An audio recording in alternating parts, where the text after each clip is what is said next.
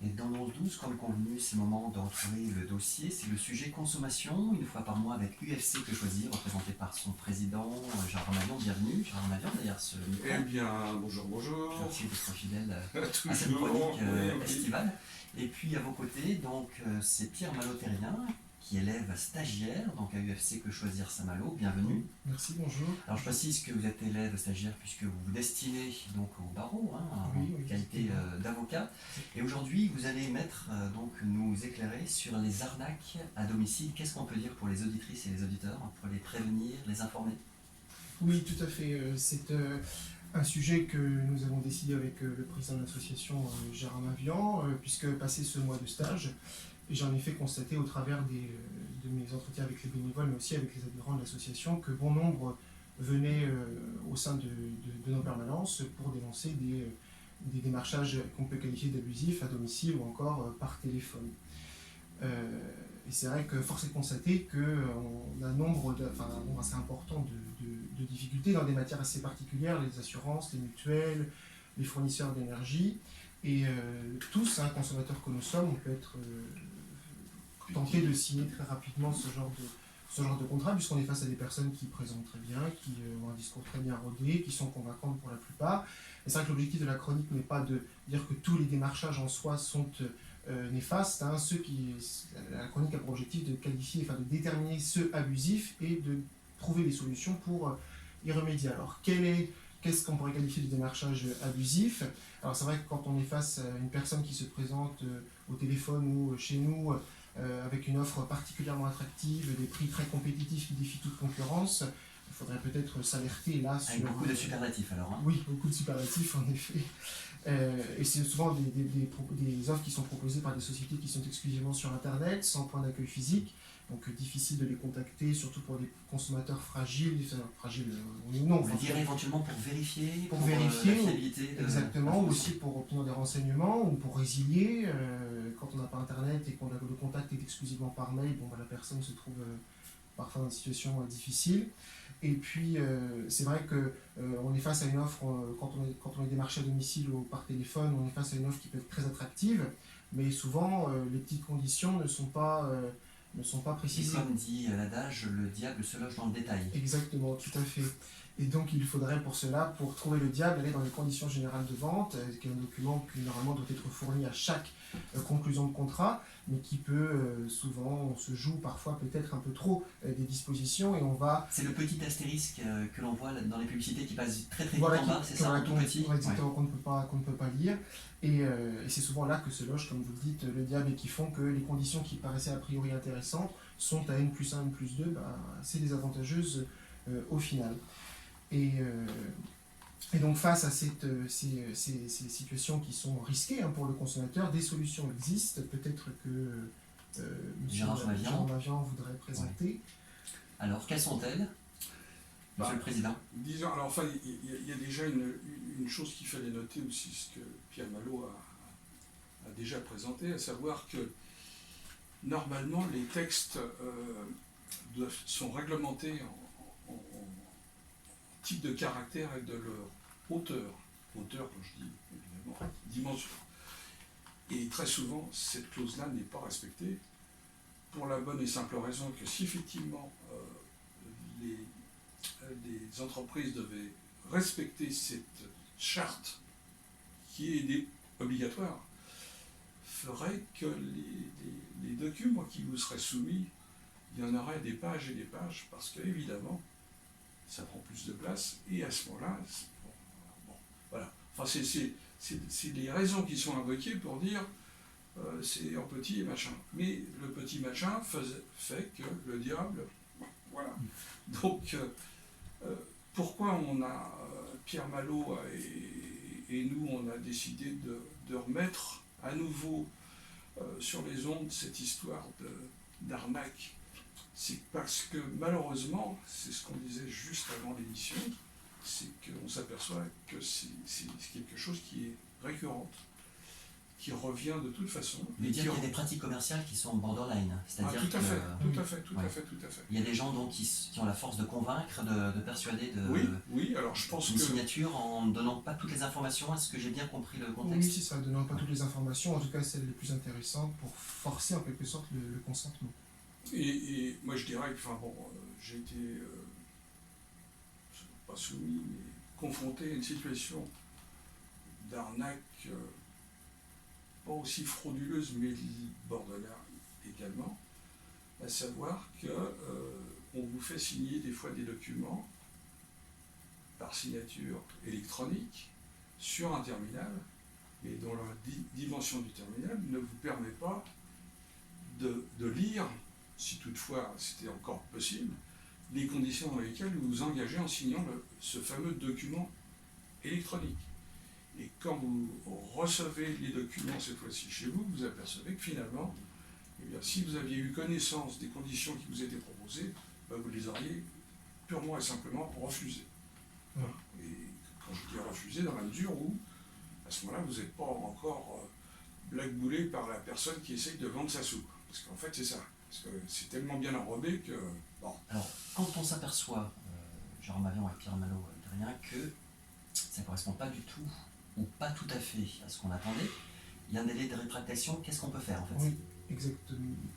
Alors, il y a dans les astuces, mais je repasserai la main à Pierre Malo, dans les astuces qui sont justement dans les terminaux électroniques sur lesquels vous ne voyez pas, et le vendeur généralement ne vous le dit pas également, que vous signez en même temps le fait que vous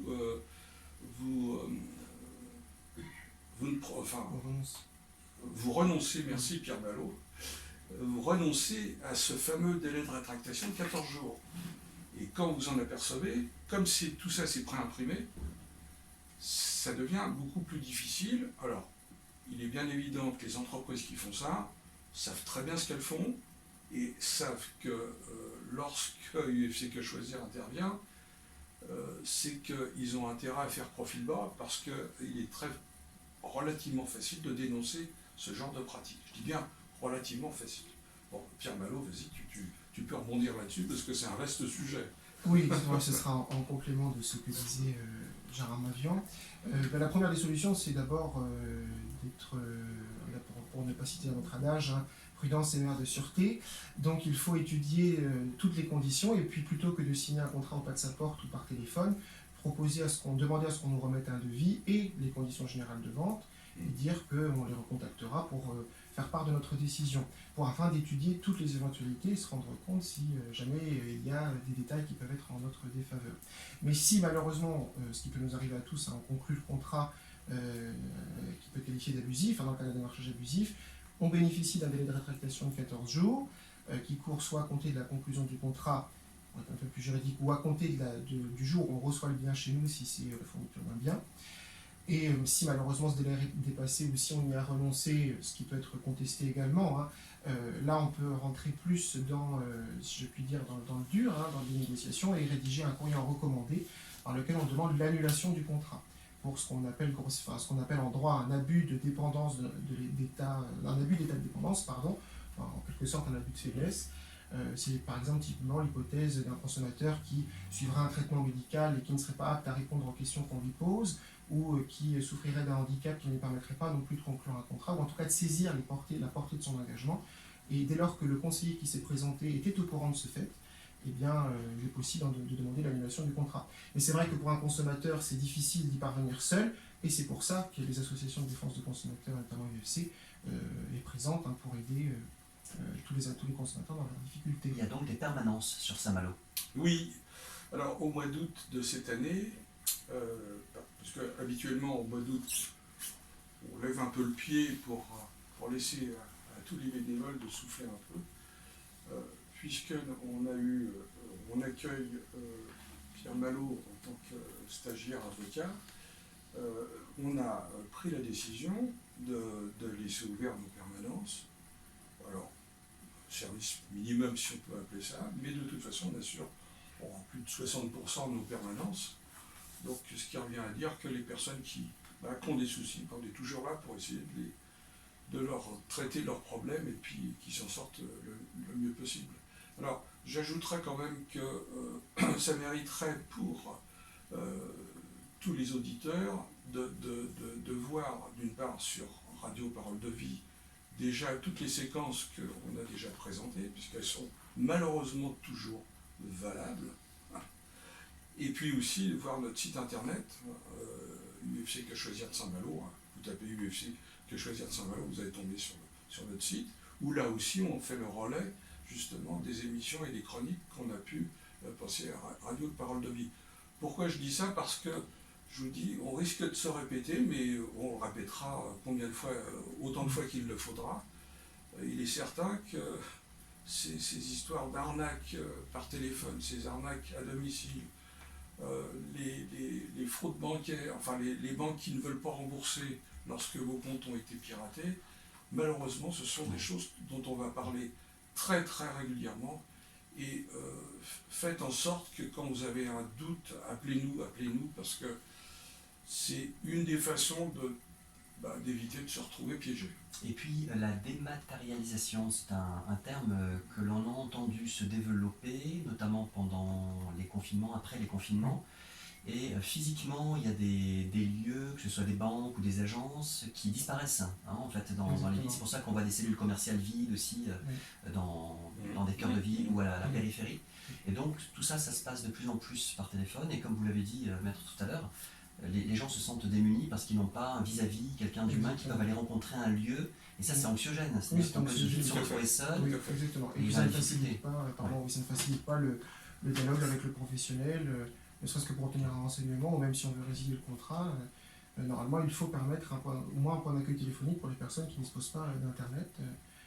C'est la moindre des choses, puisqu'il faut que le consommateur soit en capacité de pouvoir utiliser tous ses droits. Pour ça, il faut qu'il soit dûment informé. Et c'est bien notre credo, nous, sur UFC Que Choisir de Saint-Malo et d'autres associations de UFC Que Choisir. Nous prenons sans cesse le présentiel, parce que très souvent, plus de 60%, voire 70%, on trouve des solutions aux problèmes qui sont posés. Chose très difficile lorsque c'est dématérialisé, c'est-à-dire par Internet ou par téléphone, parce que, pour plein de raisons, le contact n'aide pas forcément à y voir un peu plus clair. Je pense à Pierre Malo dans ses futures fonctions professionnelles. Ce serait difficile pour lui de traiter des dossiers que par téléphone. Je ne vois pas comment on pourrait faire. Enfin, si toutefois on arrivait à ça, ce serait dramatique pour l'ensemble de la population. Donc il y a une permanence physique à Saint-Malo, UFC Que Choisir. Oui. On rappelle donc encore une fois. Alors, c'est le 02 99 56 80 47. Ça, c'est pour le numéro. C'est le numéro. Avec ce numéro, vous laissez vos problèmes, parce que généralement, quand on nous appelle, c'est pas pour nous faire coucou, mais c'est pour dire que j'ai un souci. Et à ce moment-là, on prendra rendez-vous. Combourg, cette année, ne pourra pas fonctionner parce que les bénévoles qui œuvrent habituellement ont pris quand même un peu de repos. Sur les autres permanences, c'est-à-dire Dole, Cancale, Pleurtuis et puis Saint-Malo, Plaine Fougère, Plaine Fougère c'est en sommeil pour l'instant, on assure des permanences. Donc n'hésitez pas à nous appeler quand vous avez avant d'avoir des soucis, appelez-nous pour nous demander conseil. Eh bien, merci à vous deux pour cet éclairage. Merci encore. Point récurrent, et on vous retrouve le mois prochain si vous voulez. Le mois prochain, oui, tout à fait, avec plaisir. Bon été à vous. Merci, au revoir.